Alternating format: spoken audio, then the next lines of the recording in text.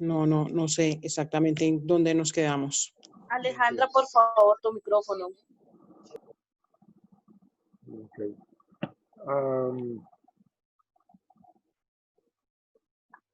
Mari Tobar, ¿me puedes decir en dónde íbamos, por favor? Entonces, estábamos hablando, explicando sobre lo del video. También nos explicaste que el conocimiento empezaba a entender como el análisis entre la intención de celebrar y la sensación y pues la influencia que tenía como tal el medio ambiente en el ser humano. Ok, allí íbamos. Muy bien, muchas gracias, Mari. Entonces, empezamos a hablar entonces de la psicología experimental, de los primeros laboratorios por los años 1825 más o menos, cuando ya se empieza a hablar en 1842 de William James, en donde pues ya se habla de una psicología puramente científica. Cuando hablamos nosotros de una psicología netamente científica, hablamos de algo que es muy importante con respecto a los datos empíricos. Se enfoca entonces en estudios de los procesos cerebrales. Vincula o se empieza a vincular los procesos mentales con los nerviosos. Se vincula la participación de fenómenos motores con los procesos cognitivos. Fíjense ustedes entonces que el avance de la psicología como ciencia ya tenía un soporte muy importante en el conocimiento. ¿Por qué? Porque se mostraban resultados a partir de investigaciones con seres humanos, pues lógicamente se empezaba a ver cómo se podía entender todos esos procesos psicológicos, inclusive a nivel cognitivo. Se descubre también cómo se regulan las acciones a partir de descargas nerviosas. Existe en ese sentido una transformación de ideas aceptadas a una masa perceptiva. Es decir, que el objeto que nosotros observamos influye en nosotros siempre y cuando nos interese. Si el estímulo que observamos nosotros o que percibimos nosotros para nada nos genera impacto, seguramente es porque no le damos relevancia. Entonces, ese estilo de análisis son vistos de una manera mucho más frecuente.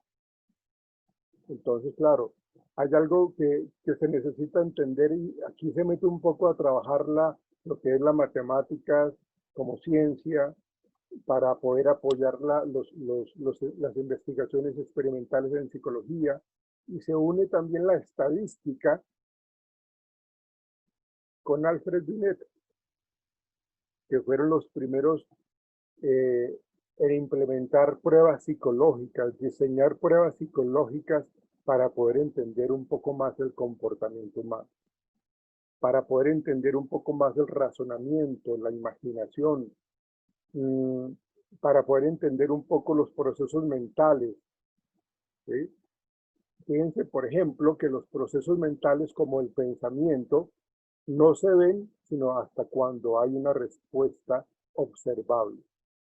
El pensamiento es una conducta no observable, pero nosotros no sabemos qué está pensando alguien hasta cuando no tiene una conducta visible, medible y cuantificable. Entonces se habla de esos procesos mentales sin imágenes. Y se habla un poco de los aspectos cognitivos de la personalidad. Entonces aquí se empieza a hablar de las pruebas psicológicas en psicología, evaluando un poco la inteligencia del ser humano. Ustedes saben de que una cosa es el aprendizaje que está relacionado con las conductas repetitivas, con lo mecánico, Por ejemplo, los animales en laboratorio aprenden una serie de condicionamientos allí y generan esos cambios comportamentales porque hay una asociación. Pero su parte intelectual no está enmarcada allí. Por el contrario, somos nosotros, los seres humanos, los que empezamos a tener como un análisis mucho más claro con respecto a nuestro contexto. Y podemos entonces tomar ideas, cuestionarlas, criticarlas, cambiar de acción para saber cuál nos funciona más, pero analizamos y entonces eso es lo que quieren evaluar en la inteligencia de las personas. ¿Sí? ¿Por qué se presentan entonces dificultades de aprendizaje en los niños? Hablando en conceptos medioambientales o hablando en el contexto en donde crece el niño y sus componentes biológicos e inclusive neurológicos. Porque es muy sabido que un muchacho que tiene una desventaja con respecto a que no ha sido estimulado adecuadamente en su infancia, en su primera infancia, en comparación con otros pequeños que sí lo han estado, ¿por qué se presentan esas dificultades de aprendizaje?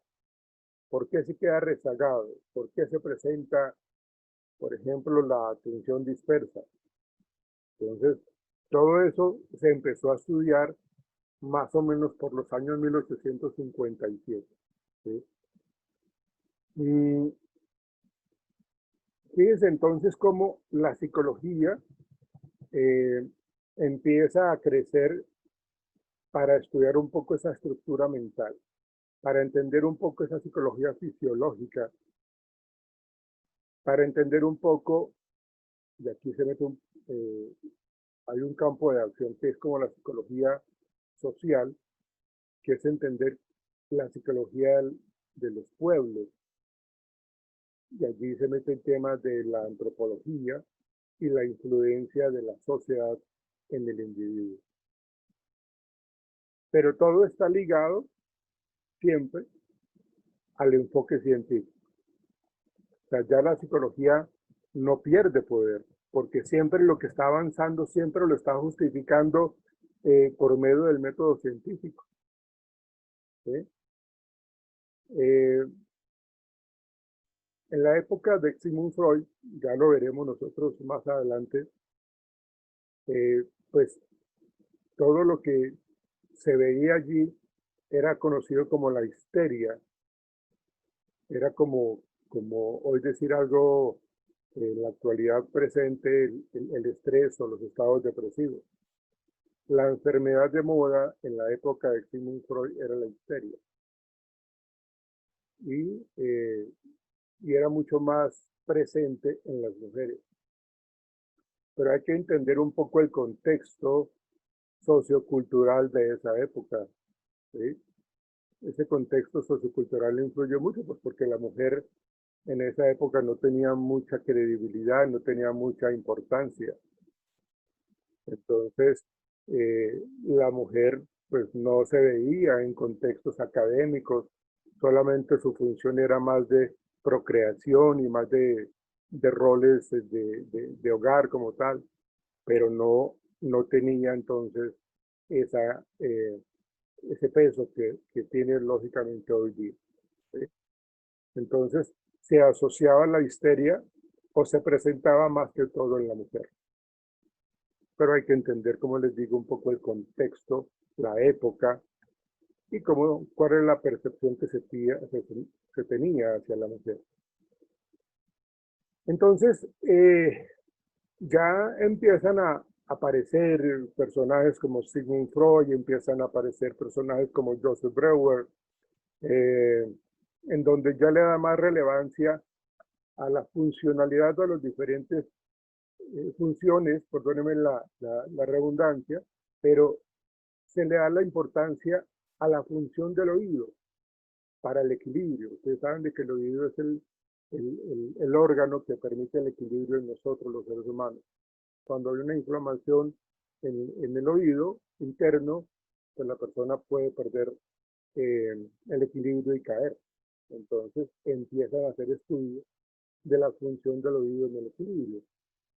Descubren, en esta época de 1842, descubren un poco el mecanismo en la regulación térmica del cuerpo a través de la respiración. O sea, ya todo es estudio científico, ¿sí? Fíjense que Joseph Breuer, a diferencia de lo que a veces pensamos nosotros, Joseph Breuer fue que empezó a trabajar un poco el método catártico. Y eso se le estaba dando a Sigmund Freud como su concepto original, pero fue Breuer el que empezó a trabajar ese método catártico para poder entender cierto tipo de patología. Pero, pues, Profe, señora, qué pena. ¿Cómo se escribe el nombre de ese autor? Joseph, Joseph, Breuer, Joseph Breuer. Y ahí aparece, con gusto, y ahí aparecen una serie de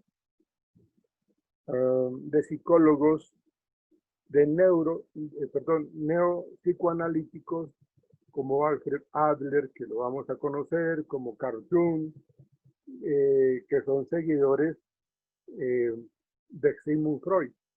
Pero fíjense entonces que acá nosotros ya estamos hablando de una psicología mucho más moderna. Y empiezan a salir entonces otras corrientes psicológicas, que es lo que vamos a mirar durante el módulo que estamos trabajando hoy día. Porque aparece la psicología gestal, aparece un poco la psicología educativa, para poder entender y comprender cómo los estudiantes tienen diferencias en sus procesos de aprendizaje. Hacen diferencias entre el fundador de la Gestalt es Max Wertheimer,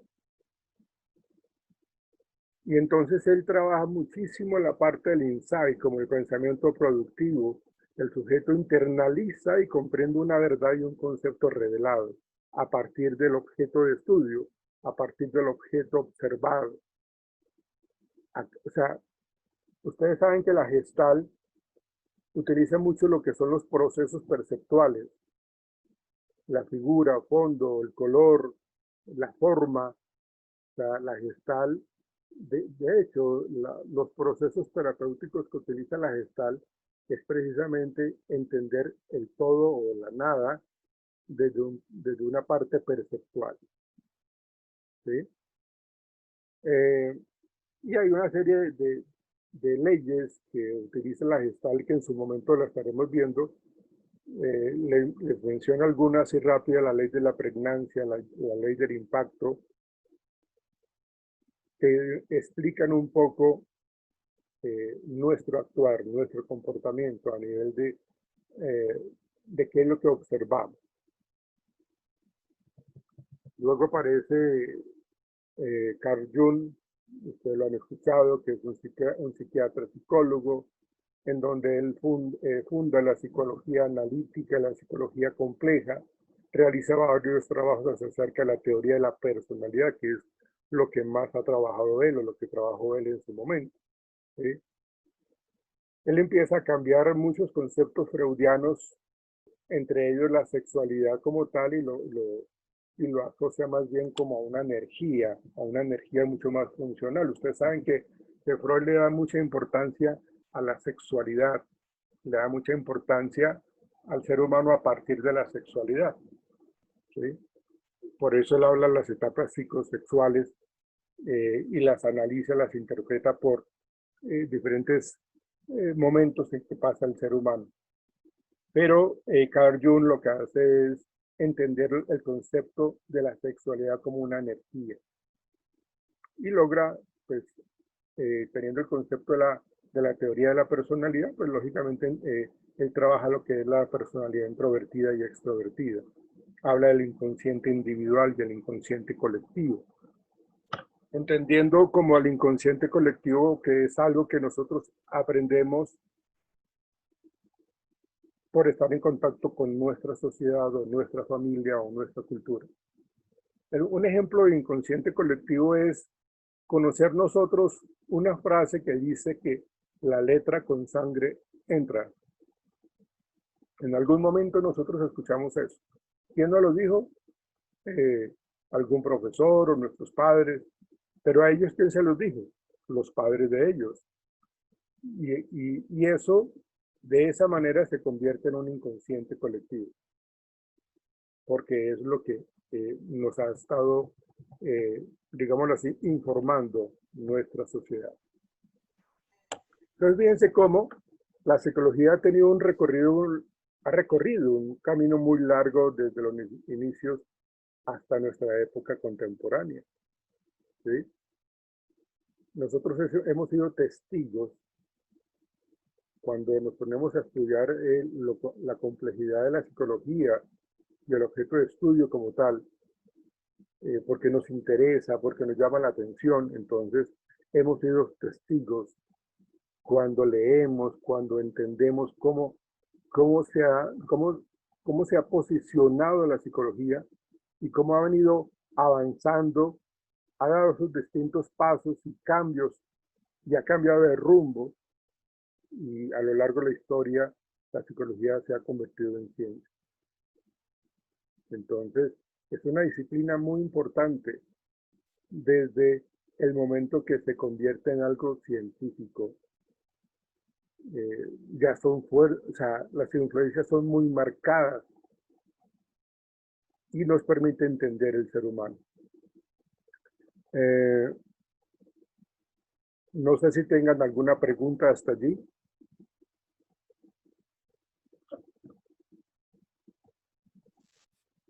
No, señor. Profe, o sea que ese inconsciente colectivo se podría relacionar con lo que hablábamos ayer, por ejemplo, del día sin IVA, ¿verdad? ¿De qué manera? ¿Cómo crees tú que se pueda relacionar? Porque, o sea, de una manera como inconsciente todos hacíamos algo, o la mayoría de personas hicieron algo que lo hacían sin pensar, sin tener conciencia de las consecuencias que esos actos generarían. No, yo no lo vería por ese lado del inconsciente colectivo. Yo lo vería más como una influencia de la psicología de masas, de la psicología de los grupos como tal, ¿no? Porque nosotros sabemos de que el día sin IVA fue algo que se manejó mal, fue algo que generó caos, pero eso lo sabemos de dónde, cuál es el origen de eso. Pero con respecto al inconsciente colectivo, sabemos de que es algo que hemos escuchado, pero no sabemos quién fue el creador de esa frase de que la letra con sangre entra. Entonces, no lo sabemos, simplemente lo hemos escuchado, se ha repetido con el paso de los años, mucho tiempo atrás, y eso se convierte en un inconsciente colectivo porque viene de mucho tiempo atrás. En cambio, lo que pasó en días pasados, nosotros sabemos el origen. Me parece que es más una influencia de psicología de masas, una psicología grupal, y cómo la gente termina dejándose influenciar por la acción de otros. ¿Sí? De hecho, Sí. si miramos nosotros un poco el concepto de psicología social y entender un poco el comportamiento social, si nosotros estamos observando a alguien, una persona X que le está dando una limosna a un indigente, a un habitante de calle, y si son varias personas las que observan a esa situación, cada uno de nosotros podemos tener una interpretación diferente. Podemos estar pensando qué corazón tan bueno tiene esa persona y quiere ayudar a la gente. Otra persona con esa misma situación puede interpretar esa persona le está dando plata porque lo van a robar, ¿sí? Y está asustado. Entonces, un objeto en particular puede tener diferentes interpretaciones dependiendo de los ojos que la observen, ¿sí? Eso sería la influencia psicosocial como tal. Nosotros, ¿por qué ayudamos a la gente? ¿O cuándo ayudamos? Hay ciertas variables que se entienden o nos ayudan a entender por qué nosotros ayudamos. ¿Y a quién ayudamos? ¿Ustedes pueden decirme por qué nosotros ayudamos y a quién ayudamos y cuándo ayudamos? ¿Ustedes pueden decirme por qué hacemos eso? Estamos hablando de tener una conducta altruista. ¿Quién me dice, por favor? Lo que pasa, profe, es que esa conducta también va de la mano con muchos factores externos. Podemos hablar desde la familia en la cual esa persona se desarrolló, creció, aprendió, se adaptó, hasta el entorno social, ya sea colegio, universidad, amigos. De igual manera, pues es una conducta aprendida, creo yo, y simplemente es el hecho de buscar el bien para los demás. Muy bien, pero ¿cuándo ayudamos, Julián? ¿Cuándo? Desafortunadamente, cuando lo vemos necesario, cuando así lo creemos. No, ok. ¿A quién ayudamos? Fíjense que las preguntas son, ¿cuándo ayudamos? ¿A quién ayudamos? ¿Y de qué manera ayudamos?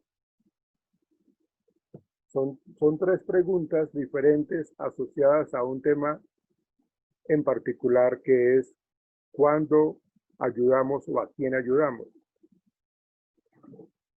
Yo supongo que la idea es de que cuando nosotros queremos ayudar a la gente, lo que yo voy a analizar primero es, ¿yo sabré cómo ayudar? Segundo, ¿tengo el tiempo para poder ayudar?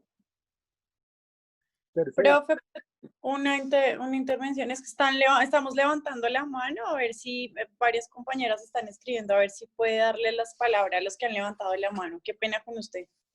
ok, gracias. Gracias por la observación. Es que hay unos compañeros que se les cayó el internet, a ver si los puede aceptar. Yo les estaba dando a admitir a cada uno de ellos. De hecho, Eliana Segura entra y sale. Eliana Segura está entrando y ha salido frecuentemente y a cada rato le doy a admitir. Le he dado a admitir como unas 6 veces y se sale, mira, y otra vez. Volvió a salir, ya le di para que ingresara y como que el internet la saca permanentemente, a Eliana Segura. Bueno, miremos quién levantó la mano, con base en lo que la Tife me dice. Pero yo miro la otra pantalla, porque como somos tantos, pues hay que mirar la otra pantalla. No, por ahora no. Pero es bueno lo que tú me dijiste. Gracias, Latife. Vale, pero Por tu comentario. Ver quién levantó la No, mano. eso. ¿Quién? Tiene la mano levantada. ¿Quién? Enia. No, Enia. profe. Ah, listo, Enia. Dale, te escuchamos, Enia, por favor. Pues no, yo tenía la pregunta hace rato, Dale. saliendo un poquito de lo que estaban hablando. A mí me llamó la atención cuando usted dijo que los procesos mentales se vieron evidenciados cuando eran ya visibles, medibles y cuantificables. Y que a raíz de eso, todos estos procesos de la personalidad, para poder hacer eso, nacieron las pruebas, las primeras pruebas psicológicas. Entonces me causó curiosidad saber cuál fue la primera prueba psicológica que, digamos, tuvo esa efectividad en lo que se estaba buscando. Las primeras pruebas psicológicas que se emplearon en el campo de la psicología fueron las pruebas de inteligencia. Hay un test que se llama el test de Binet que trata de determinar los rasgos de inteligencia en las personas en las cuales son evaluadas. Entendiendo por inteligencia la capacidad que tiene la persona por solucionar problemas de una manera mucho más rápida en un corto tiempo y que tenga resultados efectivos.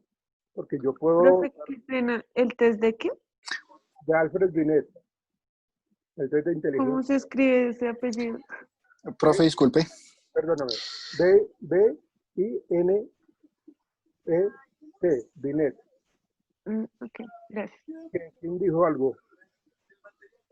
Yo, profe, discúlpeme. Lo que usted está diciendo es lo que hace referencia a unas primeras pruebas que se aplicaron. Me corrige claramente usted, dentro de la Segunda Guerra Mundial, que se le aplicó a los soldados para verificar que sus capacidades para ir a la guerra, ¿o estoy perdido, profe? No, eso ya fueron después. Las que su merced menciona, las que su merced menciona se utilizaron precisamente para entender un poco la motivación, qué tanto, qué tanto los soldados están motivados para permanecer en el campo de batalla. O sea, fue unas pruebas que se utilizaron precisamente en el campo militar para entender si la gente que está combatiendo con nosotros o al lado de nosotros va a mantenerse motivada. ¿Qué tanto esas personas están allí y no pierden la motivación? Precisamente es como para entender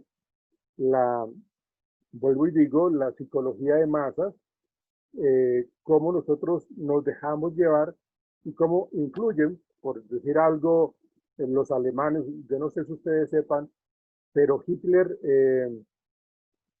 le quitó una gran cantidad de hijos a los judíos, y estoy hablando de hijos pequeños, recién nacidos, y los crearon como alemanes. Es decir, los nacionalizaron alemanes. Se los quitaron, o sea, no es que los hayan solicitado legalmente, no, les quitaron a los hijos de los judíos y los convirtieron en alemanes. ¿Para qué? Para llevarlos a que hagan parte de un ejército nazi, porque necesitaban, y de hecho los hijos de los alemanes eran institucionalizados de una manera militar, de una manera muy fuerte, en donde les metían en la cabeza las ideas nazis de la pureza absoluta y cómo tenían que adquirir el odio hacia los que no son alemanes. Entonces, todas estas películas que nosotros hemos visto, como El pianista, como La lista de Schindler, son películas en donde nos muestran cómo la influencia nazi generó entonces un impacto fuerte. Entonces, las pruebas psicológicas a nivel militar pues, son precisamente para eso. Pero Alfred Binet fueron como las pruebas, las primeras pruebas psicológicas que se empezaron a utilizar para evaluar la inteligencia. Las que su merced menciona están más, Johan, están más ligadas a evaluar la parte motivacional. Cómo la gente se iba a colocar el pecho por su país. Ok, es que yo tenía entendido que era pues efectivamente una prueba que se le aplicaba a los soldados para verificar la capacidad de tomar decisiones acertadas en espacios cortos o en tiempos reducidos, perdón. En tiempos cortos, es decir, en tiempos inmediatos. Sí, claro. O sea, no solamente la parte motivacional, sino también la capacidad que tiene para tomar decisiones efectivas y solucionar problemas de una forma inmediata. O sea, tiene que ver con eso. Pero como te digo, no fueron las primeras pruebas psicológicas, sino las que yo te estoy mencionando. Pero lo que su merced dice es cierto, John. Ok, profe, entiendo. Muchas gracias. Okay. Entonces, retomando, cuando nosotros hablamos de esa conducta social prosocial o conducta altruista, lo que nosotros queremos entender es, ¿yo a quién ayudo? Es muy cierto que nosotros ayudamos a los que están más cercanos a nosotros afectivamente. O sea, si yo conozco bastante ¿qué digo yo? A Daisy Herrera, somos supremamente amigos, y a Daisy yo veo que alguien quiere hacerle daño, la quiere robar, pero como yo soy cercano a ella, entonces yo voy a tratar de ayudarla. porque está cercana a mí en una relación de amistad, ¿ves? Pero si yo veo a alguien que no conozco, pues como que yo lo voy a pensar más de una vez para ayudar. Además, que la experiencia que yo tengo en la conducta de ayudar, ¿cómo me ha ido? O sea, si mi experiencia me dice que cada vez que yo ayudo salgo yo mal librado, pues carambas, en las siguientes posibilidades de ayudar no lo voy a hacer, porque resulta que yo me metí ahí y me dieron qué mano los ladrones. O quise ayudar y me fue mal, me robaron a mí. ¿Ven? Entonces, son factores o son variables que uno debe entender para poder entender la psicología de las masas o la psicología grupal, cuando nosotros ayudamos. Entonces, se han hecho estudios, y esto lo estamos mencionando desde el punto de vista de la ciencia como tal, en las investigaciones científicas y en cómo entender el comportamiento social de la gente, cómo nosotros logramos entender por qué alguien ayuda y otras personas no. Yo puedo ayudar si yo tengo el tiempo. Si yo no tengo el tiempo, yo no puedo ayudar. Yo tengo otras cosas que hacer.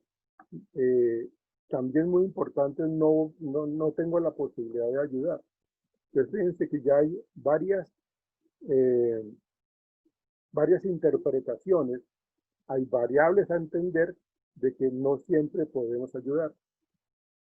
De hecho, nosotros cuando estamos en un grupo, cuando nosotros estamos como en una manifestación, por lo general, están levantando la mano acá. Enia, ¿tú vas a comentar algo? Enia. Sí, profe, quería comentar que muchas veces ayudar toma un trasfondo dependiendo del contexto, porque personalmente, digamos, si yo digo que no ayudo en una situación de robo a alguien que no conozco, tal vez es por un instinto de miedo y supervivencia en donde yo me puedo ver afectada y no es tanto un criterio moral o de crianza, sino que yo me pongo primero, entonces de pronto yo no lo hago por eso. Pero si digamos yo, porque ya puedo hablar en mi experiencia de ayudar en un contexto de, no sé, conseguirle empleo a una persona, algo que va mucho más allá y más perduradero, yo podría decir que muchas veces uno tiene una expectativa tal vez muy alta y eso permite que uno se arrepienta o no de ayudar a X o Y persona. Bien, bien, gracias. Pues lo que tú estás planteando, pues lógicamente uno va a reconocer diferentes tipos de ayuda, ¿no? Lo que tú ya planteas son ayudas mucho más ejecutivas, mucho más de querer ayudar a alguien a conseguir un trabajo, ¿no? Pero no deja de existir un poco el manejo personal, la interpretación personal e individual que cada uno de nosotros tiene. Es decir, ¿yo a quién ayudo? A la persona que me cae bien, a la persona que para mí es agradable, ¿sí? Si yo estoy en otro país, por lo general, cuando uno está en Profe, sí, Dinalú. profe, acerca de lo que decía Edna, o sea, de ayudar a una persona, por ejemplo, que están como robando algo, pues yo vengo de pueblo. Entonces, por ejemplo, allá si uno mira algo, todo el mundo se ayuda. Pero cuando uno llega acá a la ciudad, uno ya lo mentalizan así, que tú no te puedes ayudar, no puedes ayudar a nadie, que no se puede acercar, o sea, como que ya lo mentalizan como las culturas. Sí, claro, es más contextual, ¿no? Bogotá es una ciudad bastante grande y cada quien está viviendo su propia vida y no se va a meter en líos, ¿no? Entonces las personas realmente ayudan cuando se conocen, no ayudan cuando no conocen, por aquello las experiencias como tal, ¿no? Johan, ¿su merced va a preguntar algo, Johan? ¿O vas a hacer algún comentario? No, discúlpeme, profe, era para lo que estaba indicando de las pruebas, pero ya bajo la mano, perdón, profe. Ok, gracias, gracias. Entonces, fíjense cómo, retomando nuevamente pues, nuestro objeto de estudio, como tal, la psicología en su evolución, la utilidad que ha tenido en la sociedad como tal, ¿sí?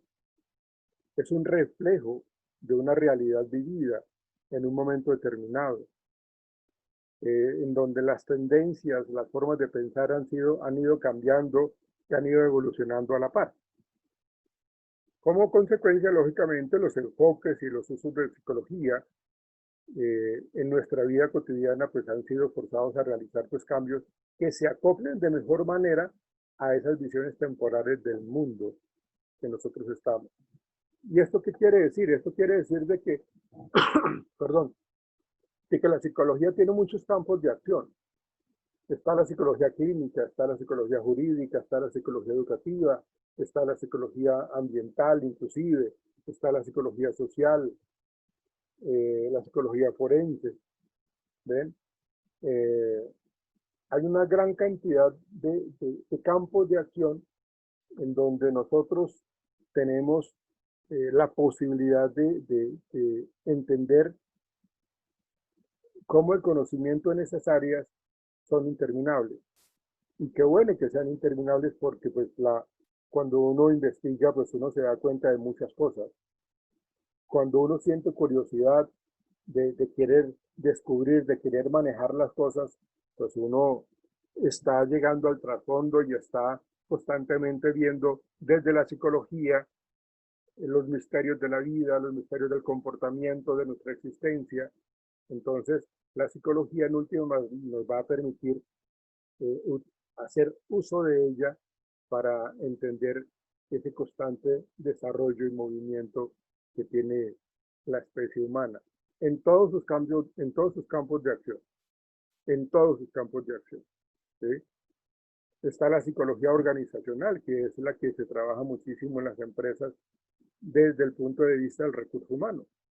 ¿Ven? Entonces, todo eso lleva a que la psicología tenga esa posibilidad de comprender, de solucionar interrogantes, de manejar un poco ese balance perfecto de lo que es el ser humano y entender un poco su patología como tal. Fíjense que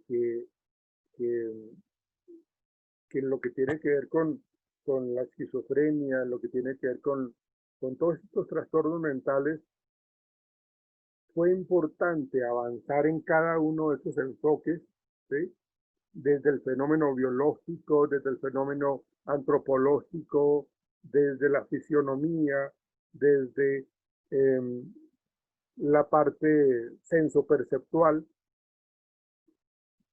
Cada uno de estos aspectos empiezan a ayudar a determinar esos trastornos como para poder entender el ser humano. ¿Sí? Las enfermedades mentales están desde mucho tiempo atrás, pero cada paso que se avanza en la ciencia son interpretaciones diferentes, son formas de reconocerlas y de afrontarlas de una manera diferente. ¿Ven? Por eso les decía yo ahorita, por ejemplo, el concepto de la histeria, en esa época de Sigmund Freud era lo más relevante, era lo más repetitivo en consultas, ¿sí? Las personas, cuando uno habla de una histeria, asocian a que si hay cierto tipo de parálisis en las cuerdas vocales o cierto tipo de ceguera temporal, es porque hay algún trasfondo psicológico en esa persona y que le está llevando a que tenga esa sintomatología física. Pero entonces empezaron a hacer esos estudios, no de una manera individual,